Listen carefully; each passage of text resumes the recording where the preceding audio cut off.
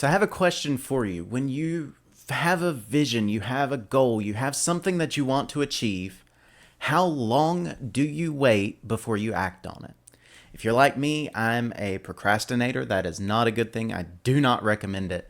But if you are somebody that delays, you want to gather all the details and you over prepare, over plan, over focus on the details, or you procrastinate, then you are likely missing out on the actual work that can be done and the actual production that you can have. So in this video, we're going to be talking about initiative to get started. We're studying leadership principles from the book of Nehemiah. If you missed the first few videos, they're on my channel in a playlist.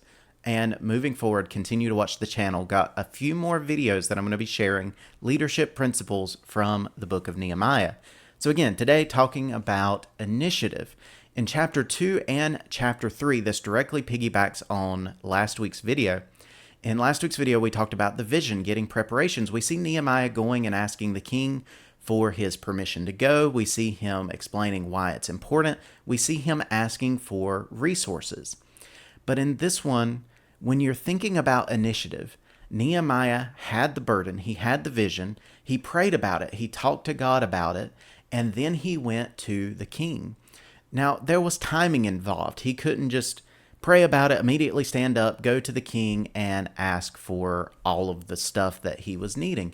There was timing. There could have been days or weeks or months in between different instances of this, but it was not years upon years upon years of him waiting and planning and detailing. He was doing things in an orderly way as quickly and efficiently as possible. As leaders, we've got to take initiative to do things as quickly and as efficiently as we possibly can. Because if we delay, we lose out on a lot of opportunity. And I'm going to talk about that as we look. So the first thing when we look at chapter 2, I'm not going to read a whole bunch of scripture in this one because I read them in last week's video. So go back, watch that. This one follows directly on that. But Nehemiah, he starts with the vision. He prays and talks to God. He goes and talks to the king. He's taking action. We don't see Nehemiah go, the walls really need to be rebuilt. So I'm just going to sit here and I'm going to think about it and I'm going to sketch out what the walls will look like and then pray to God, and maybe I need to alter the plans, and we need to have these materials. So I'm going to list out all of the individual materials. I'm going to review them 3 times, and then I'm going to go resketch the. We don't see Nehemiah doing that.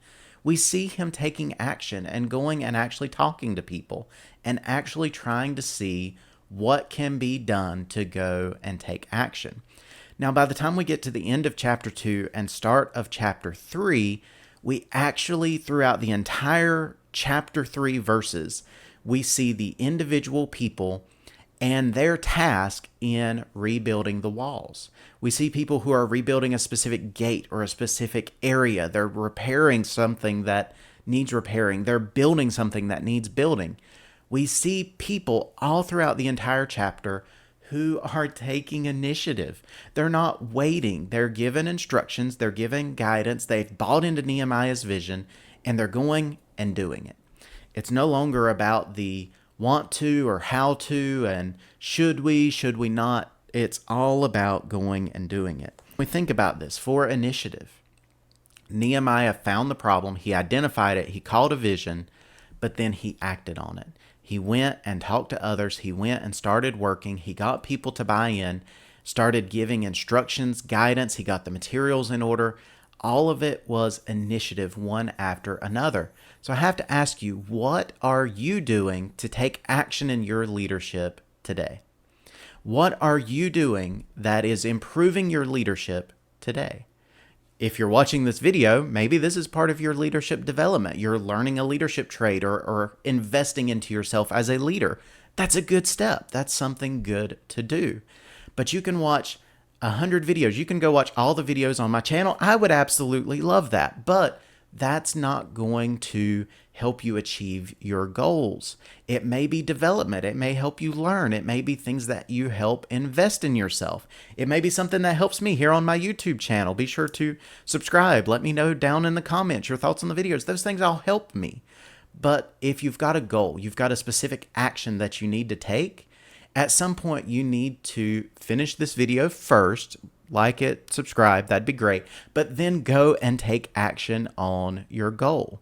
Go and actually get started.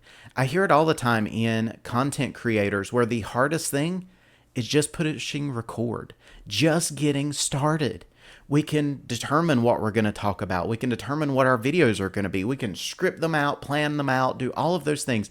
But just pushing record on the camera is the hardest step for most content creators.